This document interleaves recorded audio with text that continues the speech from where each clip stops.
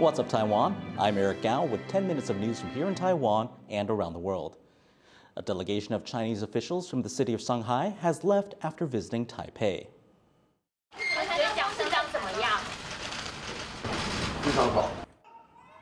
Their three-day trip was organized by Taipei's city government and approved by Taiwan's top agency overseeing cross-strait relations. It was the first official delegation from China to visit Taiwan since the start of the COVID-19 pandemic. In addition to visiting Taipei's Lantern Festival, the two sides also discussed city-to-city cooperation.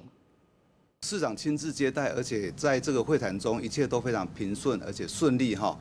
那双方就这个城市交流部分啊，有一些这个谈论，包括文化、包括体育、包括观光上的交流。 In international news, just 2 weeks after a pair of massive earthquakes struck Turkey, that same region has been hit by more tremors. 2 quakes with magnitudes of 6.4 and 5.8 rocked the country on Monday night near the border with Syria. Buildings already weakened by the previous quakes collapsed, and at least 3 people have died. Hundreds more were injured. The quakes were also felt in Egypt and Lebanon. Turkey isn't the only country experiencing natural disasters. Floods and landslides have killed dozens of people in Brazil. At least 36 people are confirmed dead in coastal Sao Paulo state. Around 40 are still missing, and thousands of people have lost their homes. Rescue workers are struggling to reach the affected areas, and more heavy rain is forecast. U.S. President Joe Biden pledged an additional $500 million in military support for Ukraine. The promise came during a surprise visit to the country on Monday. The new package will include ammunition, anti-armor systems, and surveillance radars.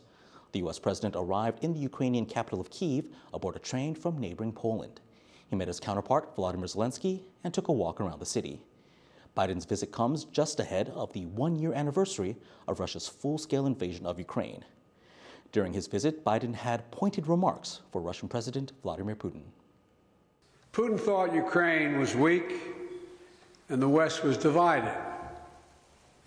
As you know, Mr. President, I said to you in the beginning, he's counting on us not sticking together. He was counting on the inability to keep NATO united. He was counting on us not to be able to bring in others on the side of Ukraine. He thought he could outlast us. I don't think he's thinking that right now. TaiwanPlus's Rick Glowert is in the western Ukrainian city of Lviv. He set out to see how Ukrainians feel about Biden's surprise visit. I'm here in the city centre of Lviv in western Ukraine as US President Joe Biden makes a landmark visit to the country nearly 1 year into Russia's invasion. Biden made the surprise visit to the capital Kyiv to reaffirm the United States' support to Ukraine as it fights for its freedom. He said he would announce more weapons for Ukraine and more sanctions for Russia. On the streets of Lviv, residents welcomed the show of support from Ukraine's major ally, amid concerns of an unpredictable reaction from Russia. Я дуже радий, що сам президент Байден завітав до Львова, точніше до Києва, і це великий знак в плані того, що допоможуть Україні перемогти у цій війні, і це сигнал для самих окупантів, що Україна переможе. Добре, що приїхав.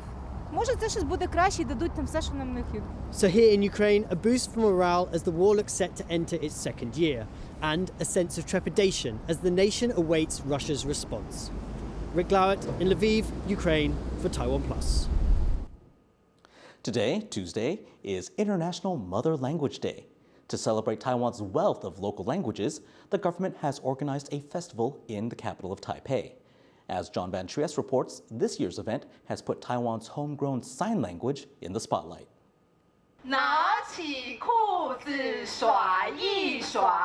Taiwan has a lot to celebrate on International Mother Language Day. It's home to over a dozen indigenous languages, several Chinese languages, and a unique sign language. Over the weekend, the government held an outdoor language fair to celebrate this diversity. But Taiwanese society wasn't always so understanding. Some sign language users at the fair remember living with stigma or having their needs ignored.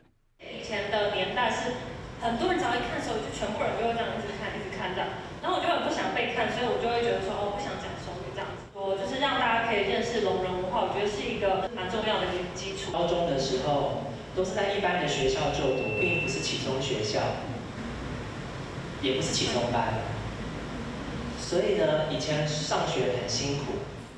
Things have changed a lot in recent years. Taiwan Sign Language is now counted among the country's official national languages. Interpreters are at all big political events. The language has its own TV news segments. And from this school year, it's also being taught to hearing children. There's no consensus on how many of Taiwan's roughly 120,000 hearing-impaired citizens know sign language. And some researchers worry that children in particular don't learn until they're in school. Some groups at the fair are working to bring the language to kids. 我们协会在推动亲子手语大概有5、6年的时间了，然后在这个过程，我们跟亲子在互动的这个经验当中呢，我们觉得用戏剧的方式去跟观众做互动，是除了很好的互动方法之外，也是手语传达一个很有力的工具。然后，国台图希望达到一种共融的阅读方式，所以我们跟配合绘本制作的这个手语小书，有手语的单字，然后上面可以学，透过插图可以学手语，还可以学手语的生字。With official backing, advocates for Taiwan Sign Language hope to raise its profile and encourage its use all year round.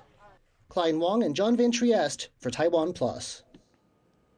Globs of floating algae have appeared on beaches in Taiwan's outlying Penghu Islands. The type of algae has the colorful common names of the oyster thief or sinuous ballweed. It isn't harmful, but it has alarmed some local fishers who say they have never seen so much of it at once. Fishery officials say the algae is usually anchored to rock and coral, but warmer sea temperatures could be causing it to detach and float away. They also say this won't last and that cooler temperatures are likely on the way. There are lots of stray animals here in Taiwan. To reduce their numbers, the government is subsidizing high school programs that teach students how to take care of the animals. And at the same time, these students learn responsibility. Our reporter Jaime Ocon has more. Since Taiwan implemented a no-kill policy in 2017, the number of stray animals has skyrocketed. Animal shelters are now stretched beyond capacity. To relieve their burden, the government is subsidizing programs that teach high school students how to look after the animals. 如果每一个学校来帮我养2只狗，那全国可能好几千间，这一个学校就可以疏解了将近1万只的狗。The strays brought in by the schools quickly become popular fixtures on campus. They've even taken over one of this high school's storage rooms, where the food and beverage service programs keep their tablecloths.